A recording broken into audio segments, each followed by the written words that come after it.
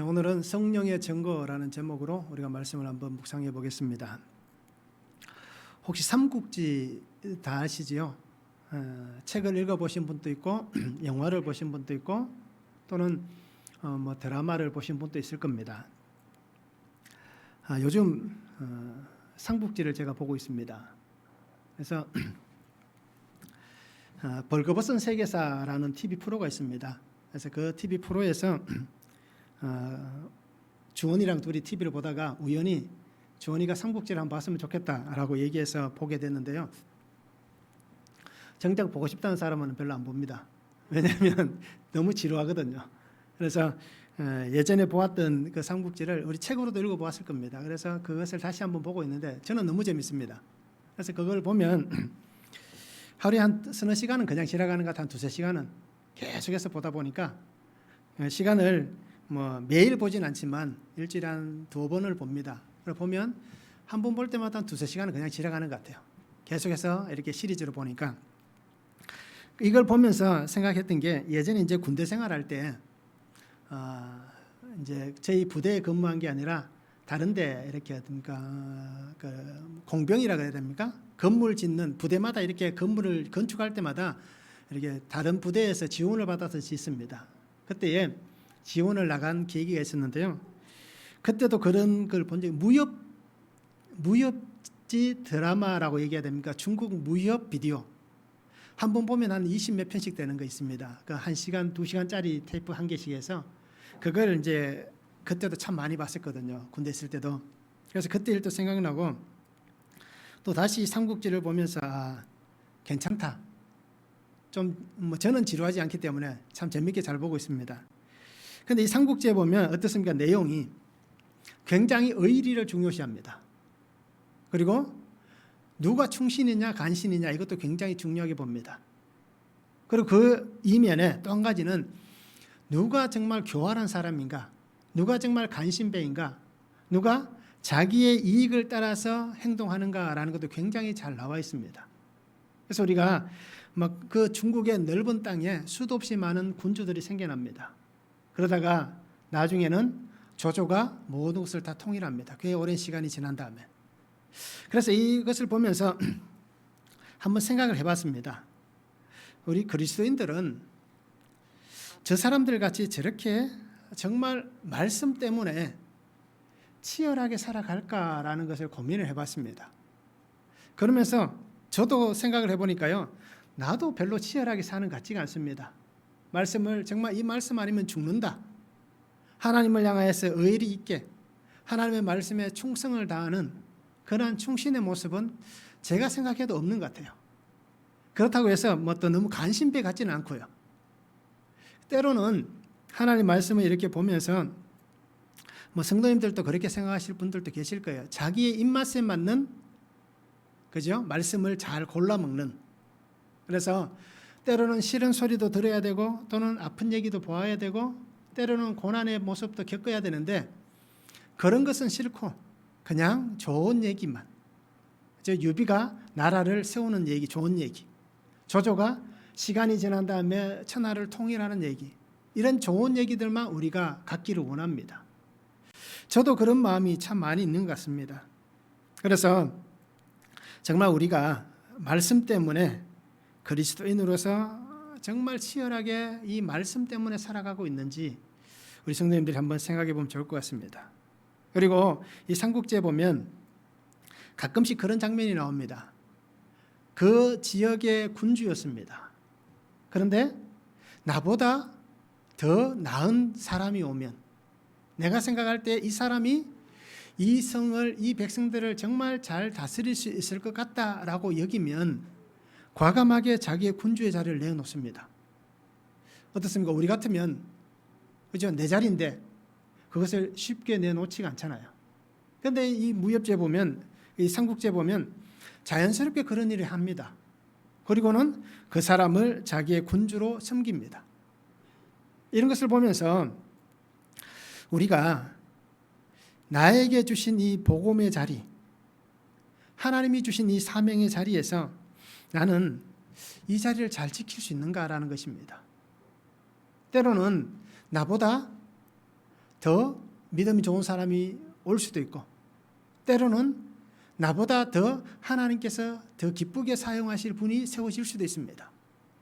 그런데 우리는 어떻습니까? 이 자리는 절대 내 자리니까 줄 수 없다.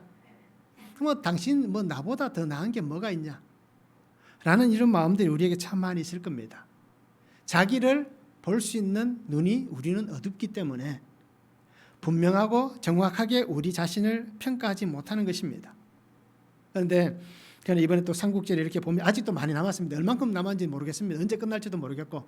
그런데 이것을 보면서 내가 살아가는 날 동안 내게 주신 이 사명의 자리를 하나님께서 부르시는 그날까지는 최선을 다해야겠다.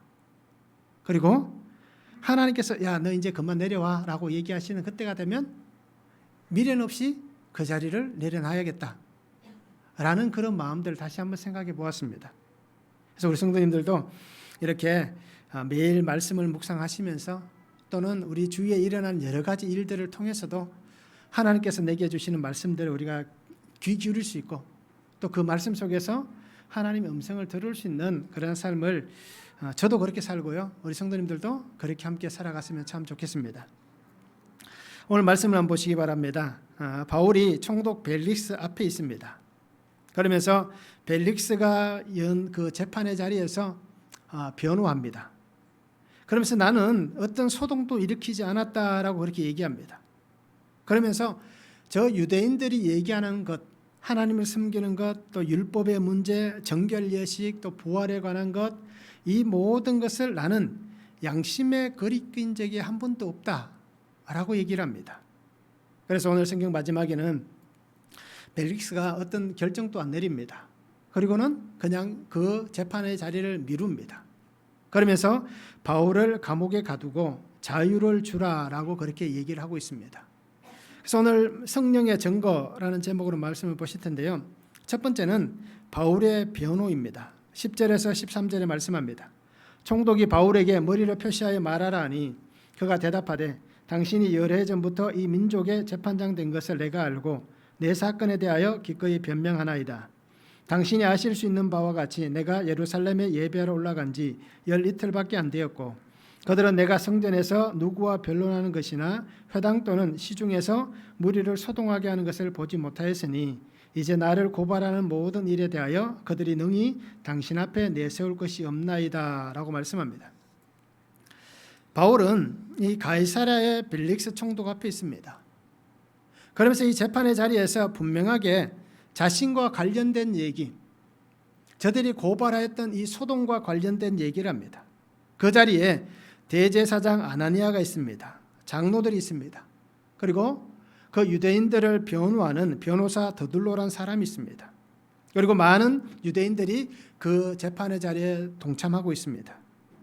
그래서 이 더둘로가 변호사가 벨릭스에게 바울을 고소한 얘기가 있습니다. 5절과 6절에 보면 우리가 보니 이 사람은 전염병과 같은 자라 천하에 흩어진 유대인을 다 소유하게 하는 자요 나사렛 이단의 우두머리라 그가 또 성전을 더럽게 하려 함으로 우리가 잡아싸우니라고 그렇게 고소했습니다. 그래서 이 더둘로는 유대인들을 대신해서 이 벨릭스에게 고발합니다. 그런데 오늘 앞에서 보면 더둘로가 얘기하고 난 다음에 그리고 오늘 성경 본문에서는 총독이 변호사 더둘로의 얘기를 듣고 나서 바울에게 변호할 기회를 주는 것입니다. 그래서 우리가 변명, 변호란 얘기를 지난 시간에도 들었습니다.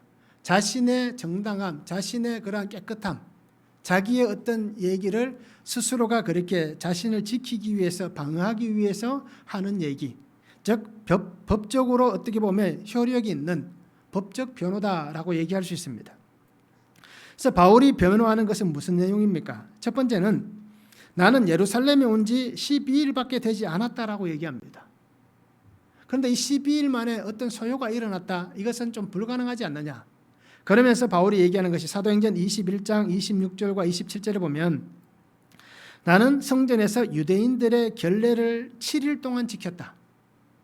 그러니까 일주일 동안 성전에서 결례를 행했다는 것입니다.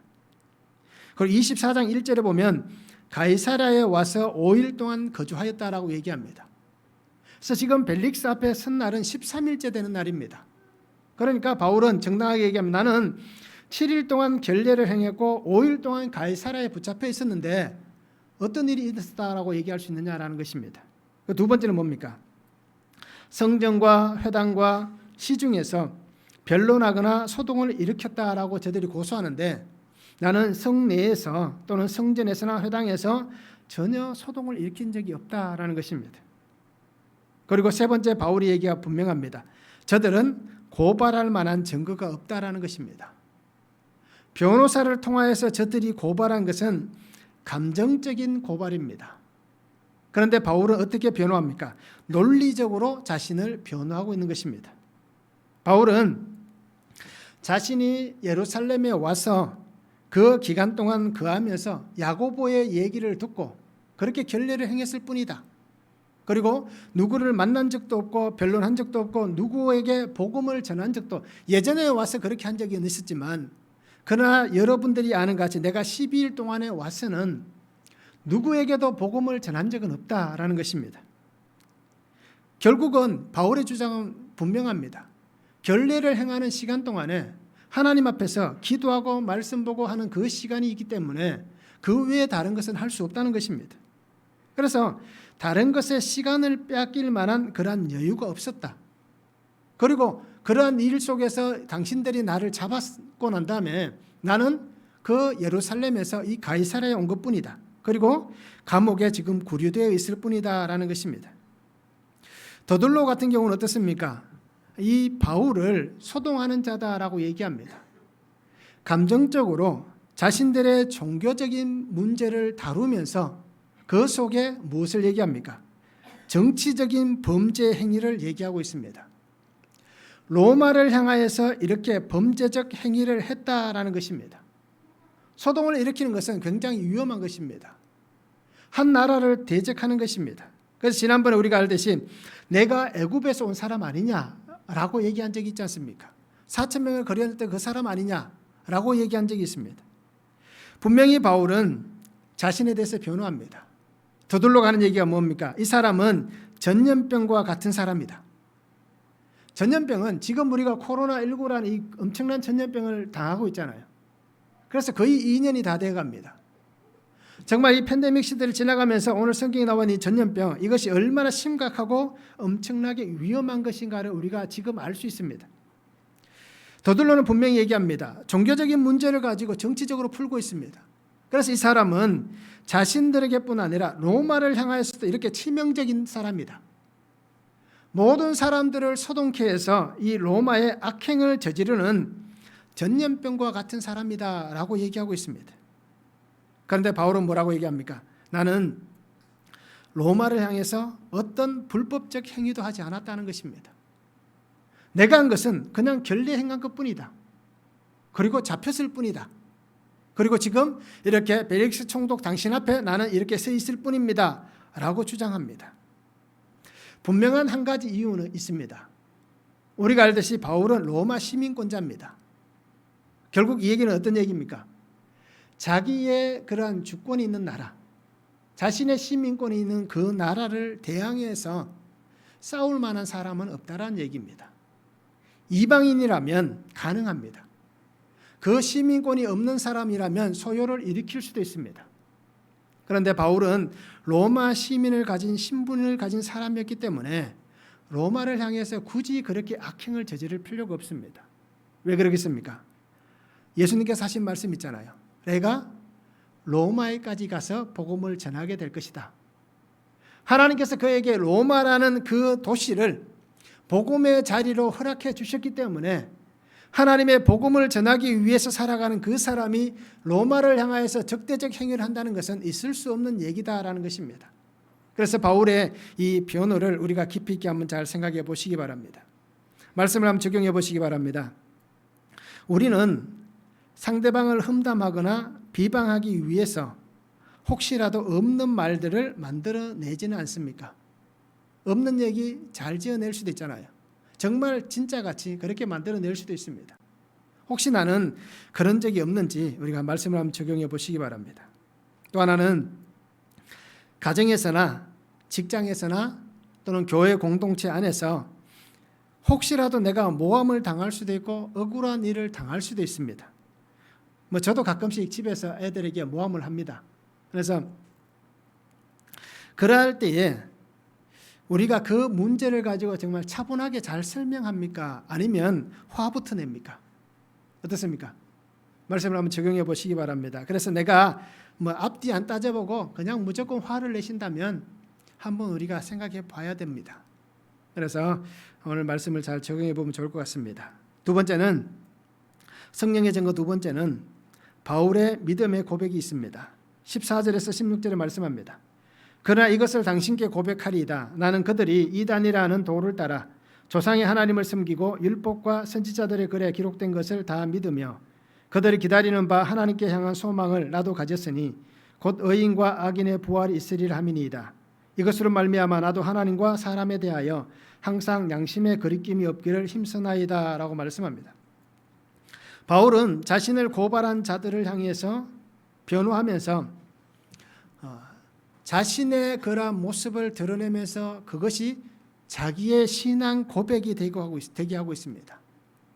고발한 내용을 가지고 자신의 신앙 고백으로 만들고 있습니다. 바울이 얘기하는 것이 무엇입니까? 저들은 나를 향해서 이단의 괴수라고 한다라고 얘기합니다. 그런데 나는 이 이단의 괴수가 아니다라는 것입니다. 저들이 얘기하는 이 이단의 그 근본은 하나님이시다는 겁니다. 그 우두머리는 내가 아니라 예수 그리스도다라고 그는 고백합니다. 그러면서 나는 그냥 그분을 믿고 그분을 섬길 뿐이다. 예수님이 누구신가라는 것을 다시 한번 바울이 고백합니다. 오늘 성경에도 얘기합니다. 하나님께서 율법과 선지자들을 통해서 하신 말씀, 그 말씀이 지금 기록되어져 있는 그 하나님의 말씀이 완성되어졌고 그 완성되어져서 이 땅에 오신 분이 예수 그리스도이시고 그 예수 그리스도를 나는 율법과 선지자들의 그 글에 기록된 그대로 나는 믿고 있다라는 것을 분명히 고백하는 것입니다. 그래서 자신은 예전에는 그렇지 않았지만 주님을 만난 다음에 이 성경의 말씀이 모두가 다 예수 그리스도를 위한 말씀이었구나, 예수 그리스도를 통하여서 우리에게 주신 말씀이었구나라는 것을 믿게 되었다라는 것을 그렇게 고백합니다. 바울은 우리가 알듯이 가말리엘 문화에 속했던 사람입니다. 그래서 신학자들이 바울에 대해서 얘기할 때 이 사람은 성경을 다 암송한 사람이다라고 얘기합니다.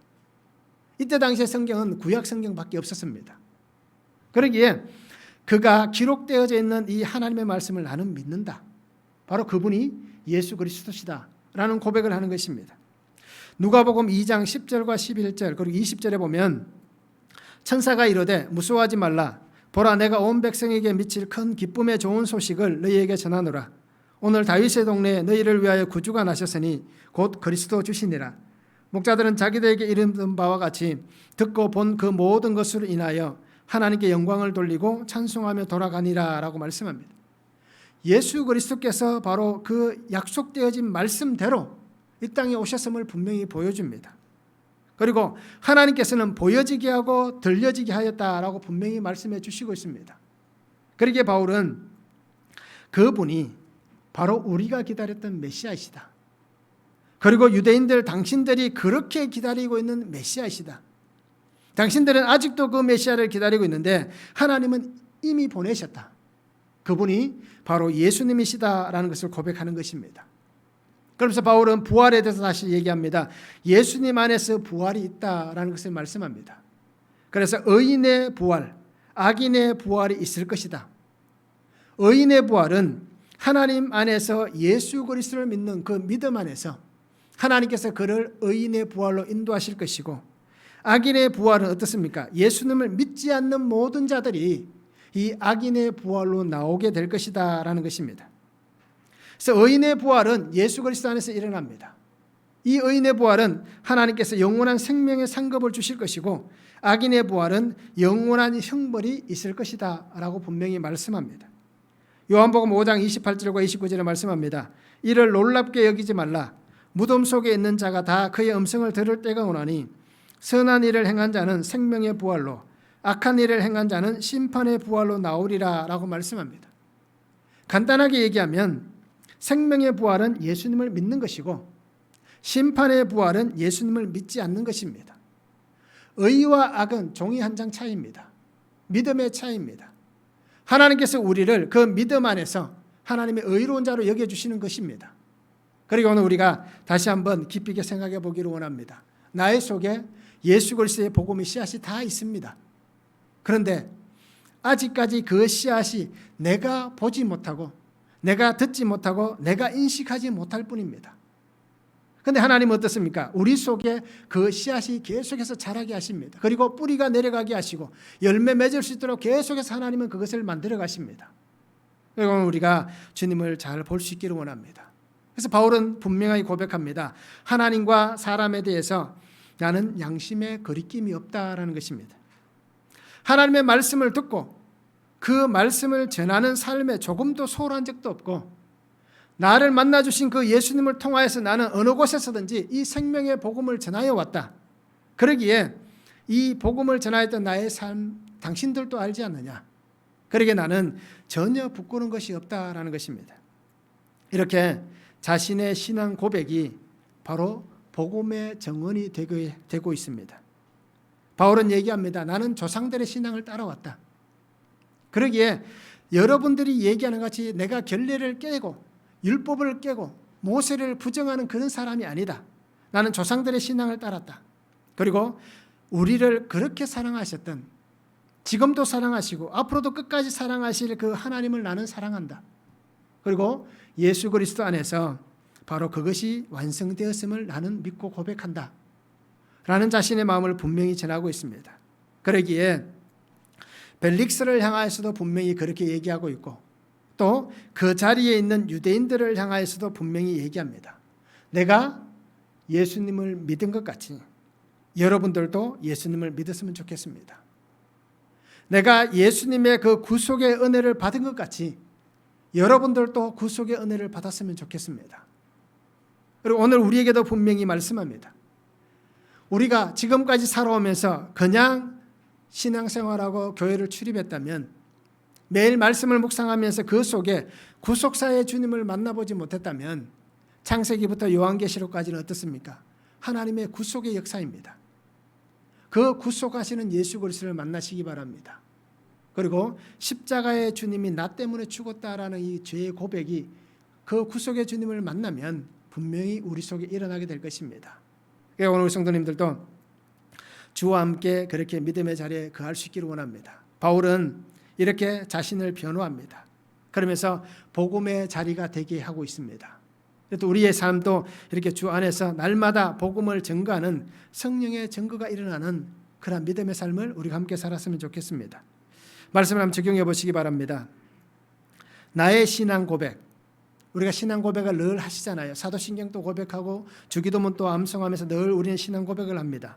그런데 나의 이 신앙 고백이 입술의 고백입니까?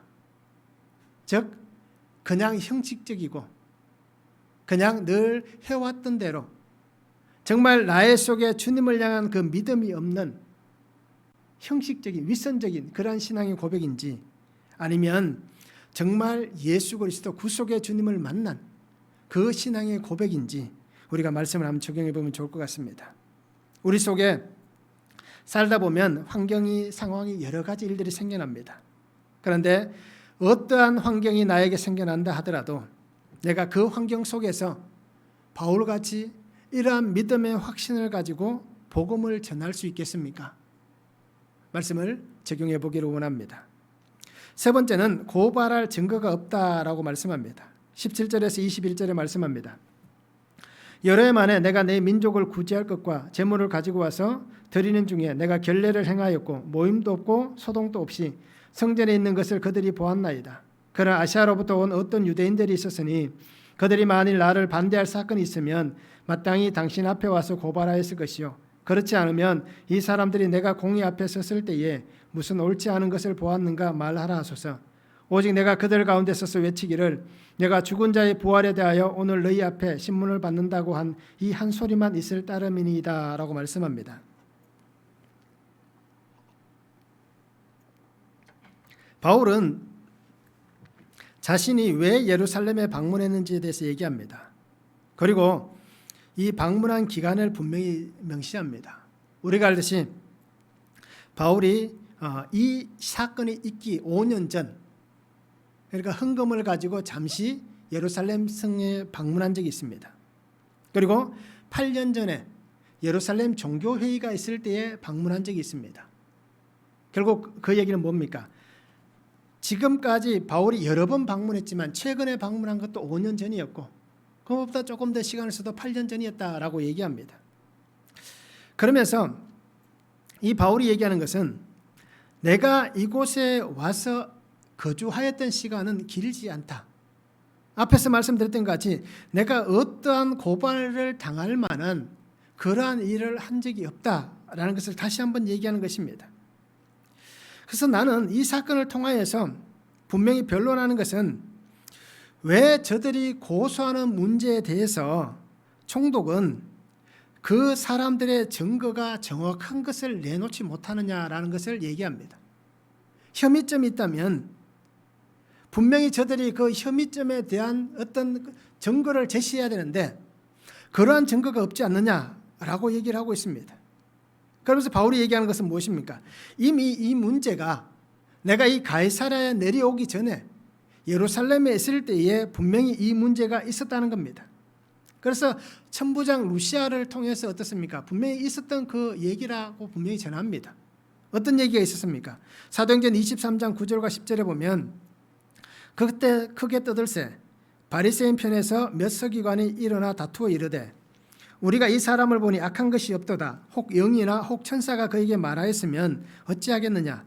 큰 분쟁이 생기니 천부장은 바울이 그들에게 찢겨질까 하여 군인을 명하여 내려가 무리 가운데서 빼앗아 가지고 영내로 들어가라 라고 얘기합니다. 즉 바리새인과 사두개인 사이에 있었던 분쟁이 있었습니다.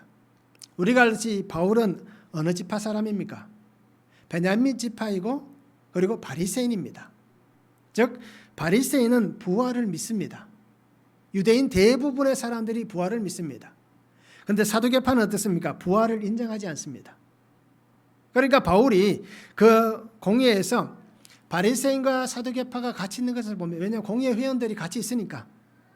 그래서 바울이 얘기합니다. 나는 당신들에게 어떤 범법도 행하지 않았다. 그런데 내가 전한 이 부활에 대해서 전하였는데 이 부활을 전했는데 저 사람들이 나를 죄인이다라고 취급하는 것입니다. 그래서 사두개인들은 자신들이 주장이 정당하다라고 얘기하고 있고 바리새인들은 바울이 얘기한 것이 잘못된 것이 없다. 오늘 성경에도 얘기하지 않습니까? 혹시라도 영이나 천사가 저 사람을 대신해서 얘기했다면 어떻게 할 것이냐? 하나님께서 보내신 그 천사 그들이 이 얘기를 했다면 우리가 하나님 앞에서 범죄하는 것 아니냐? 라고 해서 사두개인과 바리새인이 이 공회에서 바울의 문제를 가지고 엄청나게 신학 논쟁을 펼칩니다. 크게 다투게 됩니다. 그러니까 결론이 없이 그 시간이 흘러갑니다. 그래서 바울은 이미 그 예루살렘 공회에서 어떤 고소도 제기되지 않았지 않느냐. 누구도 나의 문제에 대해서 이의를 제기하지 않았다. 그리고 그 문제 때문에 내가 어떤 그런 결정도 당한 적이 없다. 그러기에 이것은 위법이다.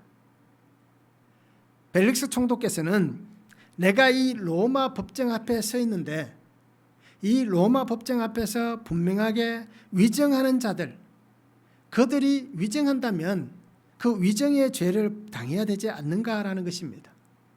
실제로 로마 법정에 보면 재판을 열었습니다. 원고가 피고를 고소했습니다. 그런데 원고가 자신이 증거를 제대로 제시하지 못하면 증거 제시가 불충분하다라고 여겨지면 오히려 원고가 형벌을 받게 되어 있습니다. 그래서 바울은 그 법을 이용해서 이렇게 총독에게 다시 한번 계속해서 언급하고 있습니다. 그래서 고발할 증거가 없는데 왜 내가 이런 모함을 받아야 됩니까? 왜 내가 이렇게 어려움을 당해야 됩니까? 나는 하나님 앞에서나 사람들 앞에서 양심에 꺼리는 적이 한 번도 없는데 나는 예수님을 만난 이후에 그렇게 양심에 꺼릴 만한 일들을 한 번도 하지 않았는데 왜 내가 이런 어려움을 당해야 됩니까? 라고 그렇게 자신을 변호하고 있습니다. 그래서 저들은 고발할 증거를 분명히 제시하지 못하고 있습니다. 말씀을 한번 적용해 보시기 바랍니다. 하나님 앞에서 나는 정직합니까? 하나님 앞에서 나는 진실합니까? 그러면 하나님이 내게 주신 세상이라는 환경, 나의 삶의 자리에서 나는 정직합니까? 나는 진실합니까? 우리가 얼마나 정직하고 진실한지 말씀을 한번 적용해 보면 좋을 것 같습니다. 때로는 우리가 진실하지 못할 때도 있고 정직하지 못할 때도 참 많잖아요. 이 정도는 괜찮겠지. 이 정도는 눈 감아줄 수 있겠지. 라고 얘기하는 이들이 참 많습니다. 그런데 하나님께서 과연 그렇게까지 하실까요? 하나님은 분명히 말씀하잖아요. 큰 죄든 작은 죄든 하나님 앞에서는 한 가지의 죄입니다. 한 사람이 물건을 훔친 것이나 한 사람이 사람을 죽인 것이나 우리가 생각할 때는 어떻습니까? 사람 죽인 게 더 큰 죄잖아요. 그런데 하나님 앞에서는 어떨까요? 사람을 죽였든 물건을 훔쳤든 똑같은 죄인입니다. 그리고 우리가 말씀을 잘 적용해 보시기 바랍니다. 나는 하나님 앞에서 정직하고 진실한가? 그러면 세상 속에서도 내가 살아가는 삶의 자리에서도 내가 정말 정직하고 진실된가? 우리가 말씀을 적용하기를 원합니다. 네 번째는 갇힘 속에서 하나님은 자유를 주십니다. 22절에서 23절입니다. 벨릭스가 이 도에 관한 것을 더 자세히 아는 고로 연기하여 이르되 천부장 루시아가 내려오거든 너희 일을 처결하리라고 백부장에게 명하여 바울을 지키되 자유를 주고 그의 친구들이 그를 돌보아 주는 것을 금하지 말라라고 말씀합니다. 벨릭스는 이 판결을 미룹니다. 우리가 보았을 때 문제가 없다면 해결할 수 있잖아요. 판결을 내릴 수 있잖아요. 그런데 이 벨릭스 총독이 왜 미루겠습니까? 유대인들 때문입니다. 자기가 이 지역에 총독으로 와 있습니다. 그런데 총독으로 와 있으면서 가장 큰 문제가 뭐냐면 나중에 이 벨릭스 총독이 2년 뒤에 이 시점에서 2년 뒤에 어떻게 보면 총독의 자리에서 쫓겨납니다. 그 이유가 뭐냐면 그 다스리는 지역을 잘 다스리지 못했다. 밀란과 소동이 끊임없이 일어납니다. 유대 지역에. 그러다 보니까 결국 이 총독이 그 지역을 잘 다스리지 못해서 그 자리에서 물러나게 됩니다. 그런데 우리가 알듯이 벨릭스는 로마 사람이지만 이 사람의 이력 중에 한 가지 특이한 게 있습니다. 그게 뭐냐면 이 사람은 벨릭스 형과 똑같이 노예 출신입니다.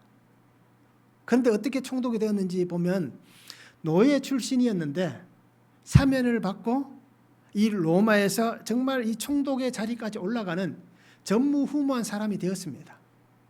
그리고 우리가 알듯이 벨릭스의 부인 드루실라가 나왔잖아요. 이 드루실라는 세 번째 부인입니다. 그런데 첫 번째, 두 번째, 세 번째 부인이 다 보면 왕족입니다. 결국 이 얘기는 뭐겠습니까? 정치적으로 노예 출신이었다라는 그 자신만의 어떤 주홍글씨와 같은 그 흔적이 있습니다. 그래서 그것을 어떻게 보면 만회하기 위해서 이 사람이 이렇게 왕족과 결혼합니다. 그런데 드루실라 같은 경우는 어떻습니까? 다른 사람의 왕비를 빼앗아온 겁니다. 이렇듯 이 벨릭스가 살아온 삶을 보면 굉장히 어떻게 보면 세상 사람들이 보면 와 성공한 사람이다 라고 얘기할 수 있는데 우리가 신앙의 눈을 보면 굉장히 안타까운 그런 사람의 모습입니다.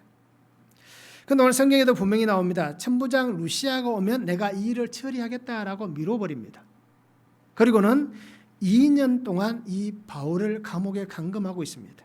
그래서 우리가 25장에 보면 베스도가 부임하였다라고 얘기하잖아요. 벨릭스와 베스도가 부임하는 이때까지 2년의 시간이 지나갑니다. 그런데 이 벨릭스가 이 바울을 감금한 이유가 있습니다.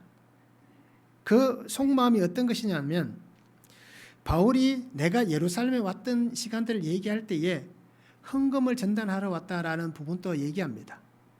그래서 바울에게서 오늘 어떻습니까?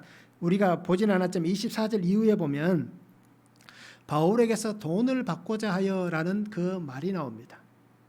결국 자신의 속마음은 유대인들로부터 어떤 자기의 그런 내가 이렇게 잘하고 있다라는 그런 칭찬을 듣기도 원하고 또는 물질을 바라는 마음을 가지고 이렇게 자기의 이익을 따라서 행동하고 있는 이 벨릭스의 모습을 보여주고 있습니다. 그러니까 충분히 판결을 내려도 될 그 시점에 이 사람은 오로지 자기의 유익만을 쫓아서 그렇게 행동을 하고 있는데 자기가 생각했던 것과 반대의 방향으로 흘러갔다라는 것입니다. 유대인들의 환심을 얻어두려고 그렇게 노력했는데 결국 유대인들 때문에 그 지역에서 일어난 여러 가지 일들 때문에 결국은 쫓겨나는 사람이 되는 것입니다. 그런데 오늘 성경에 보면 바울은 어떻습니까? 갇히게 됩니다. 2년이라는 시간 동안 갇히게 됩니다. 그런데 벨릭스는 어떻게 합니까? 그를 가두어두지만 자유를 주라라고 얘기합니다. 로마에 가서도 바울은 감옥에 갇혔지만 자유가 있었습니다. 그와 같이 하나님은 그가 갇힐 수 있는 환경을 만드셨지만, 그런데 그 갇힘에서 그가 정말 힘들고 어렵게 만드는 것이 아니라, 환경은 갇힐 수 있지만 그 환경 속에서 하나님은 평안함과 자유함을 주시는 것입니다. 그래서 하나님은 말씀 안에서 하나님의 뜻을 잘 세워갈 수 있도록, 그리고 그 시간들을 통하여서 하나님의 말씀들을 더 잘 전할 수 있도록, 그리고 하나님은 이 바울이 가이사랴에 있는 이 2년의 시간 동안 신학자들은 이렇게 해석합니다. 바울이 그 2년의 시간 동안 로마의 법을 더 깊이 알아갔다라고 얘기합니다. 그러니까 로마에 가서도 자신을 변호하고 하는 여러 가지 환경들이 생길 것 아닙니까? 그전에는 이 로마의 법에, 로마 시민이지만 우리도 마찬가지지 않습니까? 법을 잘 모르잖아요. 그런데 바울이 이 시간 동안 굉장히 법에 능통한 시간이 되었다라고 신학자들은 그렇게 이 부분을 해석합니다. 결국 하나님은 갇힘을 통하여서 그 삶을 보호해 주셨습니다.